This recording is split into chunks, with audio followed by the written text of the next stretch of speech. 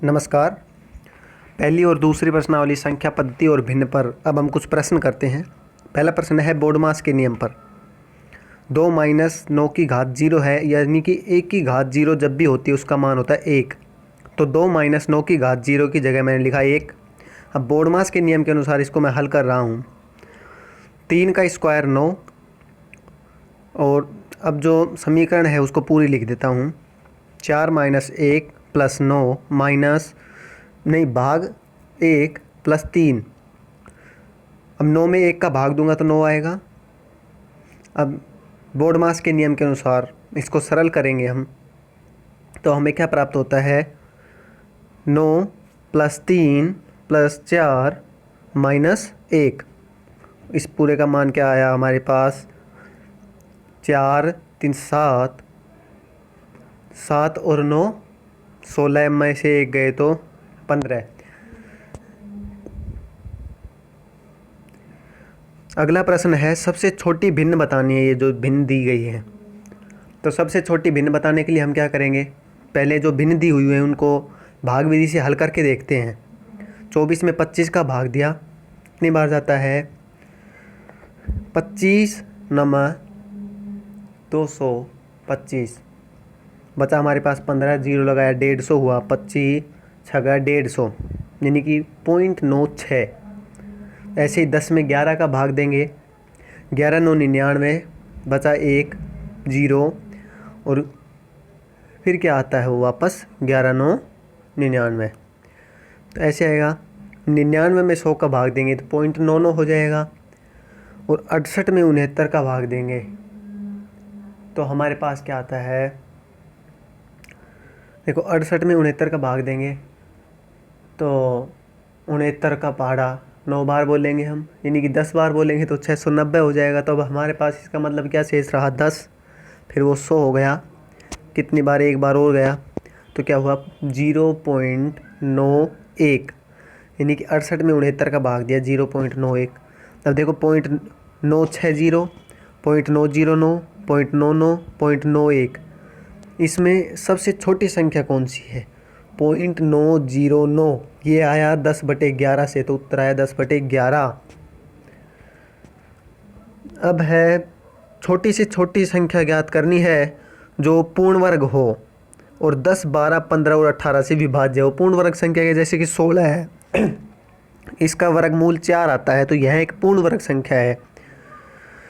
तो 10 12 15 और 18 से विभाज्य होनी चाहिए। इसका मतलब हम क्या करेंगे? लघुत्तम समापवर्तक ज्ञात करेंगे।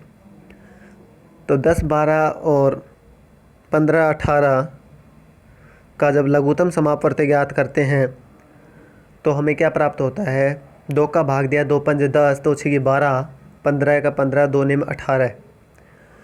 फिर 2 का भाग देते हैं, फिर 3 का देते हैं, फिर 3 का देते हैं, फिर 5 का देते हैं, यानी कि जब तक नीचे सभी एक एक ना हो जाए हम भाग देते रहेंगे।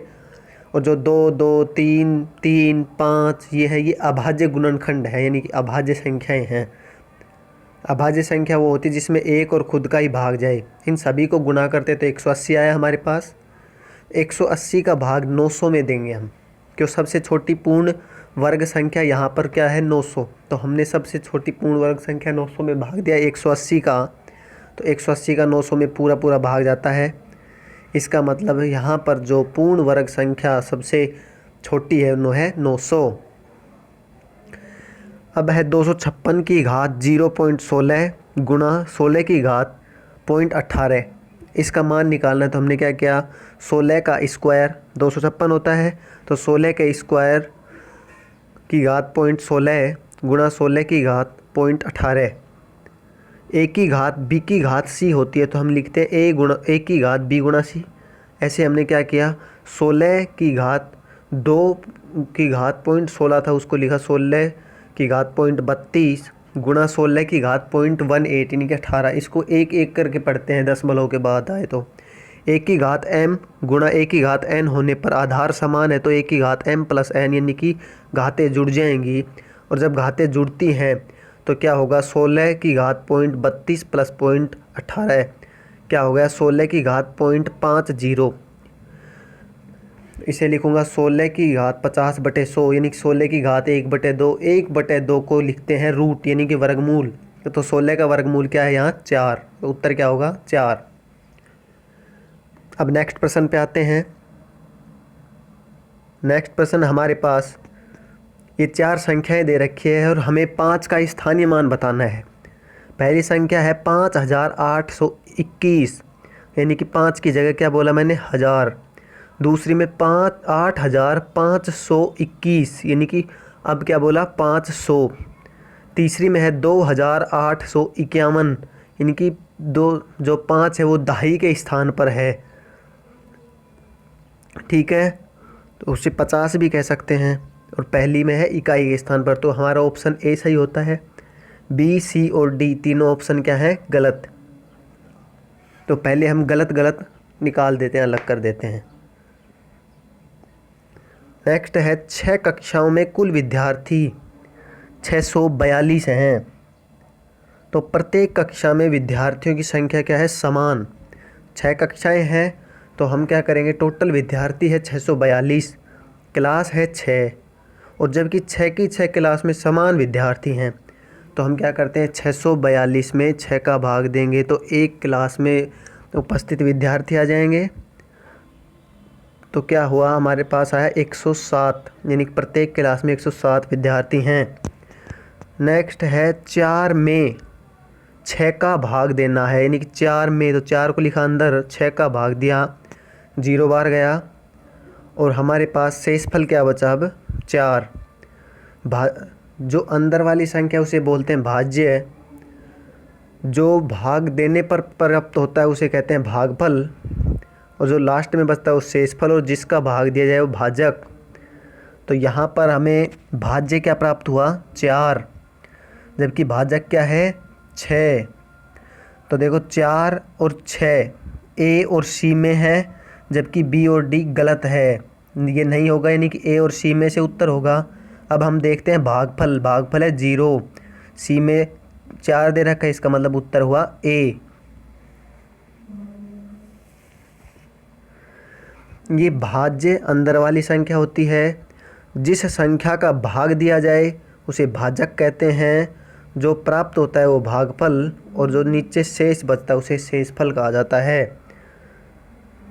नेक्स्ट प्रश्न है भागफल दे रखा है 403, भाजक है 100 और शेष है 58। मैंने बताया था ये बराबर बी क्यू प्लस आर होता है।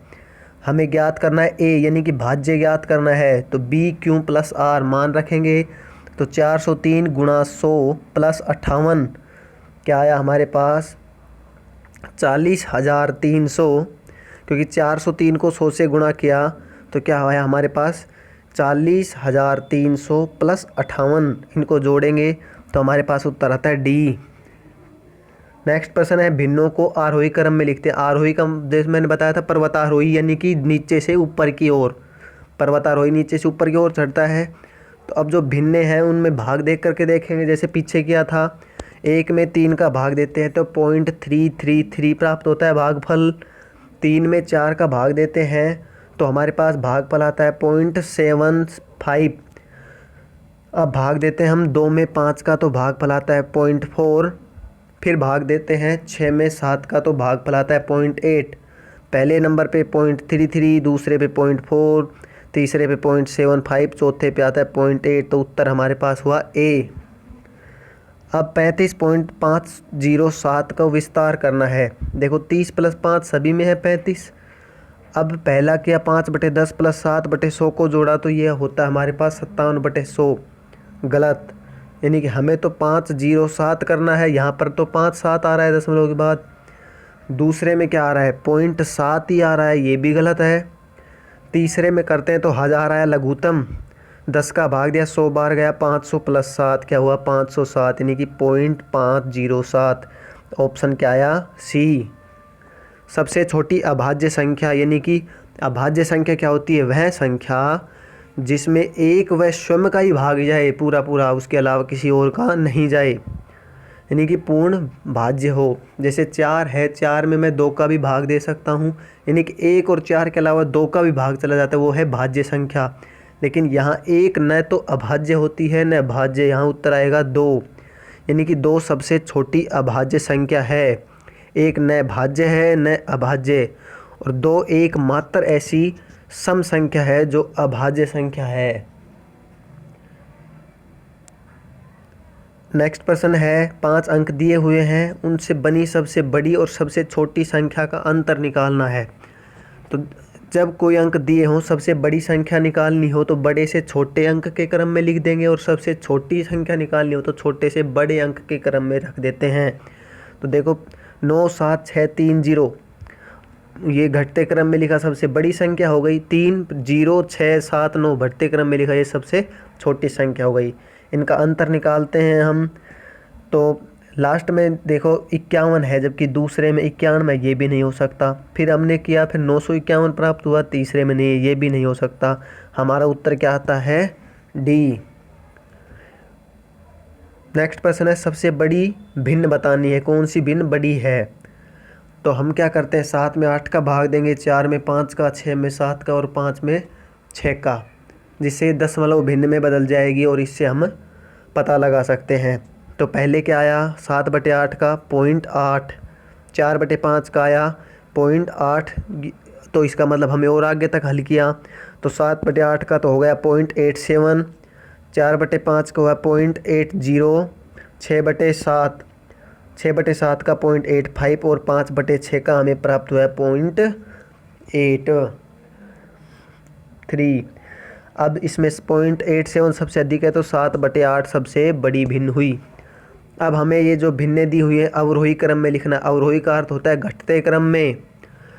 अवरोही का अर्थ क्या होता है? घटते क्रम में। तो इन भिन्नों को फिर दशमलव भिन्न में बदलेंगे। 4 में 5 का भाग देंगे, 5 8 है 40, इसका मतलब 0.8। 1 में 2 का दिया, 2 पंजू 10, 0.5। 3 में 4 का भाग देंगे, तो हम क्या आएगा, 4 7 28 बचा 2, 4 पंजू 20, तो 0.75।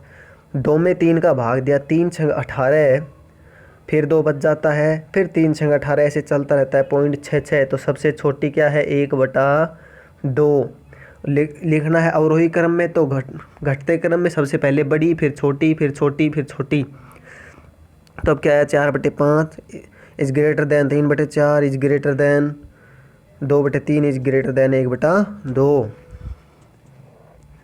नेक्स्ट प्रश्न में 3 के जातीय मान व स्थानीय मान में अंतर ज्ञात करना। जातीय मान तो वही रहेगा जो संख्या है, 3 का 3 आ गया, जबकि स्थानीय मान में देखो 3 कहाँ पर है, 3642 हो रहे हैं। 3 यानी कि 3000 की जगह है। 3000 में से अगर हम 3 घटाएं तो हमारे पास आएगा 2997, ऑप्शन सी।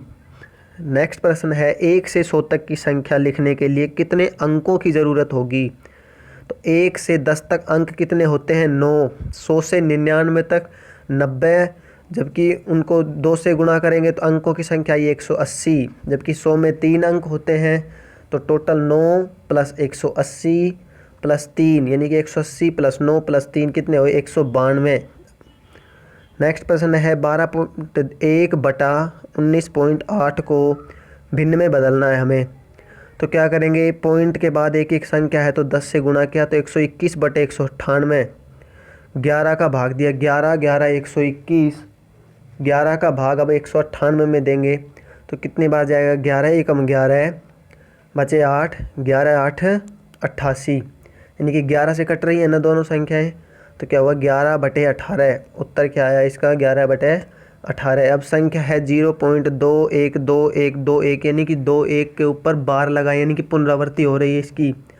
तो पॉइंट के बाद 2 अंक हैं, तो क्या लिखा हमने? 21/99, 7 21 और 3 33, 99 7/33। अब नेक्स्ट है, इसमें सबसे छोटी भिन्न बतानी है। हर समान है तो सबसे छोटी भिन्न क्या हुई? 12/18, यानी कि जो अंश सबसे छोटा है वही भिन्न सबसे छोटी। इसको अगर सरल करें तो 2 6 12, 2 9 18, 3 दूनी 6, 3 3 9, ये क्या हो गई? सरल भिन्न। धन्यवाद।